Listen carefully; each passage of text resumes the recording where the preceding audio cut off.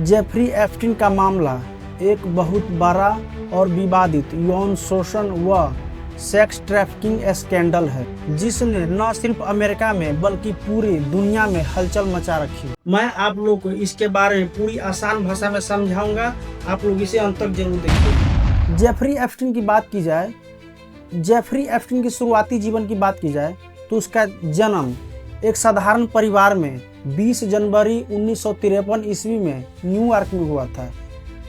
उसने अपनी पढ़ाई भी पूरी नहीं की, साथ ही उसने एक स्कूल टीचर के रूप में भी काम किया है। जेफरी एप्स्टीन की फाइनेंस की दुनिया में प्रवेश 1970 से दशक में हुई थी। उसने बियर स्टर्न नामक एक फाइनेंस कंपनी में जॉब किया। उसके बाद उसने अपनी एक प्राइवेट इन्वेस्टमेंट फाइनेंस फर्म भी शुरू की थी और बहुत बड़े बड़े अमीर और उद्योगपतियों का फाइनेंस का मैनेजमेंट करने लगा। यहीं से उसकी ताकत और नेटवर्क बढ़ा। माना जाता है कि 1990 के दशक में उसका हाई प्रोफाइल नेटवर्क बन गया था। बताया जाता है कि एप्स्टीन का संबंध बड़े बड़े राजनेता, हॉलीवुड की फिल्म हस्तियों, बड़े बड़े उद्योगपति, ब्रिटेन का प्रिंस एंड्रूस, यहाँ तक कि पूर्व अमेरिकी राष्ट्रपति बिल क्लिंटन के साथ भी इनके बेहतर संबंध थे। हालांकि ये आरोप विवादित है। इस दौर में उनका प्राइवेट द्वीप लिटिल सेंट जेम्स आइलैंड भी खूब चर्चा में था, जिसे मीडिया ने पेडोफाइल आइलैंड कहा। जेफरी एप्स्टीन की यौन शोषण की दुनिया में शुरुआत 1990 से 2005 के बीच में मानी जाती। नाबालिग लड़कियों को पैसे के लालच, काम की लालच, साथ ही मॉडलिंग का लालच देकर के अपने घरों पे बुलाते। अपने फर्म में मसाज के नाम पर यौन शोषण करना। कई लड़कियों ने जो इनका उम्र 14 से 17 वर्ष है, इसकी खुलासा की है बाद में। पहला बड़ा केस इनके खिलाफ 2005 से 8 के बीच में आया था फ्लोरिडा में, जब एक लड़की की माता पिता ने पुलिस में केस किया था इनके खिलाफ 2006 में। उस समय इनके खिलाफ बहुत मजबूत केस था, लेकिन क्या हुआ 2008 में एप्स्टीन की बहुत हल्का सजा मिली और महज 13 महीना में ही इन्हें छोड़ दिया गया। साथ ही इन्हें बाहर जाकर के दिन में काम करने की अनुमति मिल गई।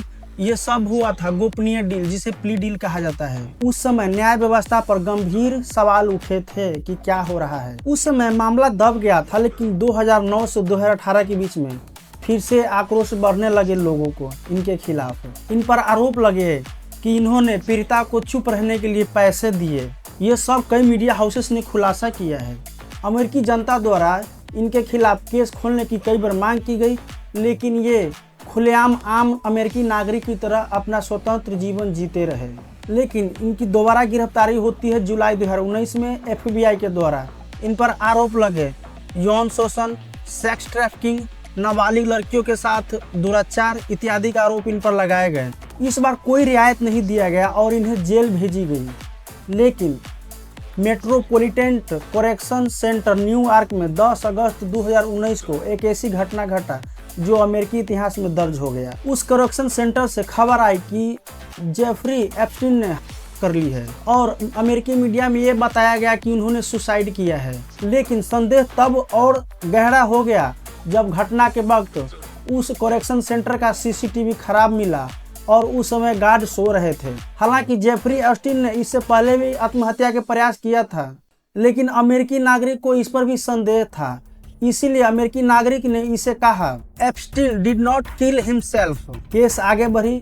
2021 में गिजेल मैक्सवेल, जो एप्स्टीन की करीबी सहयोगी थे, जो लड़कियों को काम के झांसा देकर के, मॉडलिंग के झांसा देकर के सेक्स एक्सटॉर्शन के लिए बहला फुसला कर लड़कियों को उनके आवास पर लाता था, उनके सहयोगी गिजेल मैक्सवेल को 2021 में 20 साल की सजा सुनाई गई। वर्ष 2025 में ये विवाद इतना चर्चा में क्यों है? कोर्ट दस्तावेज में बड़े बड़े नाम सामने आए हैं। बड़े बड़े उद्योगपति, बड़े बड़े बिजनेसमैन, बड़े बड़े पॉलिटिशियन, यहाँ तक कि वर्तमान अमेरिकी राष्ट्रपति डोनाल्ड ट्रंप की भी इमेज, फोटो जेफरी एप्स्टीन के साथ देखी गई है और उसका फोटो वायरल हो रहा है। वर्तमान अमेरिकी राष्ट्रपति डोनाल्ड ट्रंप की भी अच्छे संबंध जेफरी एप्स्टीन के साथ बताए जा रहे हैं।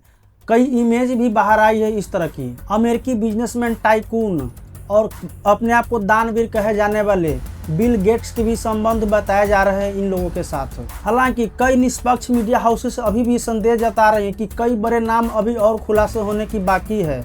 यानी कई ऐसे बड़े नाम है जिनका इमेज या फिर रिपोर्ट बाहर लीक नहीं की गई है, उन्हें बचाने की कोशिश की जा रही है। यह सवाल आज भी अमेरिकी जनता पूछ रही है कि क्या इन बड़े लोगों को, जो बड़े अमीर है, बड़े बिजनेसमैन है, बड़े पॉलिटिशियन है, बड़े रसूखदार है, इन्हें सजा मिल पाएगी। दिसंबर 2025 में और भी बहुत सारे फोटो, इमेजेज और रिपोर्ट्स सामने आया है। इससे यह सवाल उठता है कि क्या बड़े अमीर और रसूखदार लोग अपनी जिम्मेदारी लेंगे? क्या न्याय व्यवस्था इसके प्रति कमजोर नहीं दिख रही है? क्या ये सवाल अभी भी नहीं बना हुआ है कि इन नाबालिग और पीड़ित लड़कियों को इंसाफ कैसे मिलेगी? क्या ये सवाल नहीं उठता है कि मीडिया की सच्चाई भी परखी जानी चाहिए?